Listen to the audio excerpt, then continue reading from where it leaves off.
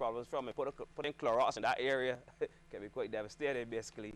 So the point basically is that when somebody come to me and you see a younger person, they're like this fidgety and they don't want to answer the question, you go to them, say, you say, do you have a problem with so and so and so? So it's about your bedside right. manner. So you go ahead with certain questions with them, and something they come out, because you're not going to be judgmental. If you're judgmental, you're going to push the person away. You got to get them comfortable and say, you got to clap, big man, you know, kind of thing. And you're like, the symptoms are, and then he frees up a bit and he, yeah. All right, thank you so much, Dr. Ryan Kelman, a friend of the mix.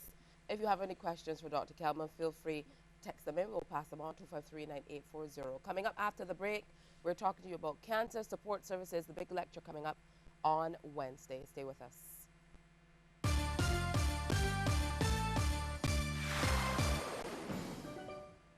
Good afternoon. I'm Lisa Broom with the CBC News Break. The top brass of the Grantley Adams International Airport Incorporated wants the facility to strive towards regaining the high level of standards it's known for. An area which Gaya's Chief Executive Officer, David Barrow, sees room for improvement is in employee performance, as this is where the airport has fallen in recent times.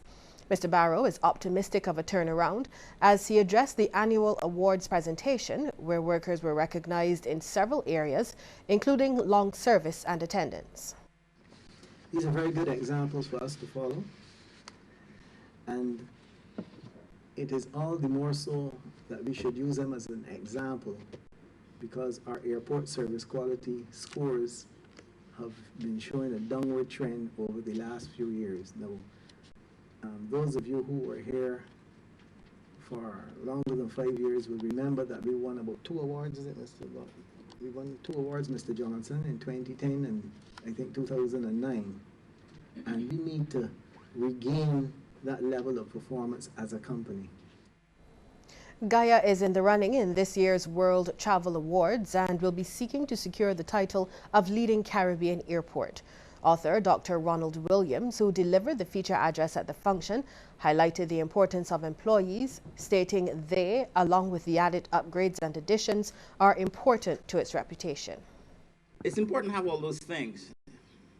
But the truth is, it means absolutely nothing without the people who work in the place.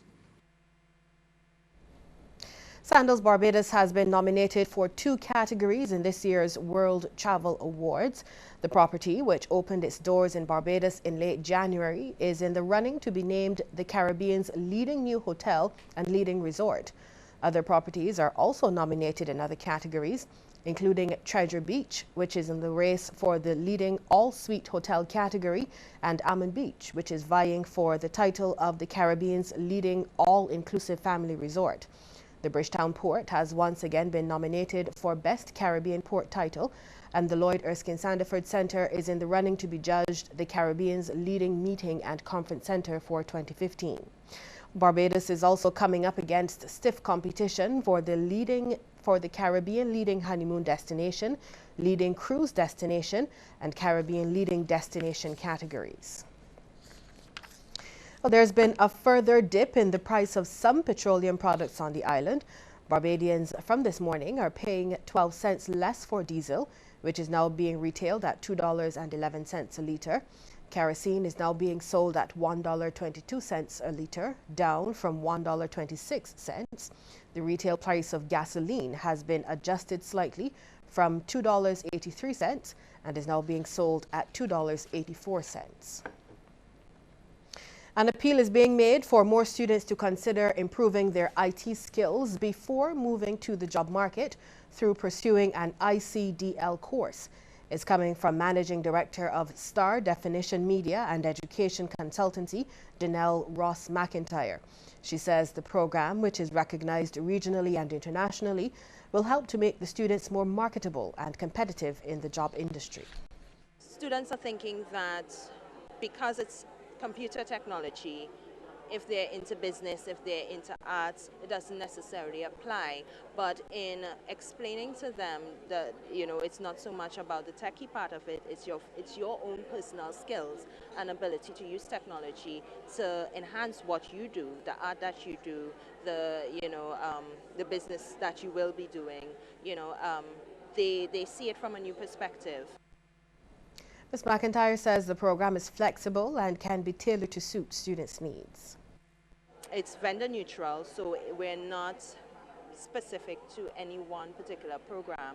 We're geared towards developing that individual's functional skills in the application of technology.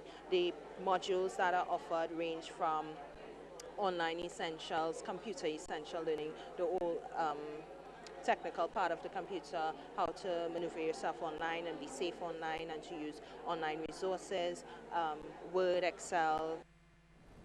Barbados has been told increased use of locally grown crops can bring down its high food import bill. One Food and Agriculture Organization's coordinator for the Caribbean, Dr. Deep Ford, is cassava. The FAO is actively involved in ensuring the inclusive development of the cassava industry in CARICOM. It is actively seeking to ensure the establishment of linkages for increasing productivity and competitiveness along the cassava value chain in the region. The office intensified its promotion of cassava as a food crop at the recently held AgroFest, where it sponsored cooking demonstrations and hosted a cassava-themed information booth. According to Dr. Deep, the wide adoption of the crop would contribute to job creation at the production, processing and marketing levels.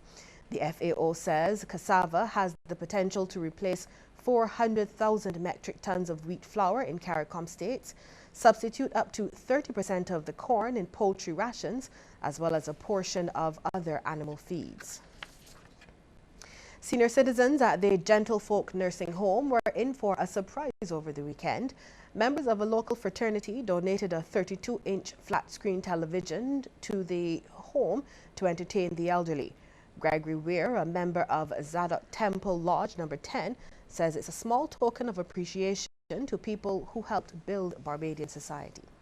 When we reflect on persons who are presently in this home, who would have made a very sterling contribution to the building of our community and our island as a whole, we think that it is indeed a very small token of our appreciation to give back to you for what you would have done in your early years, so that we are able to enjoy many of the privileges to which we have today.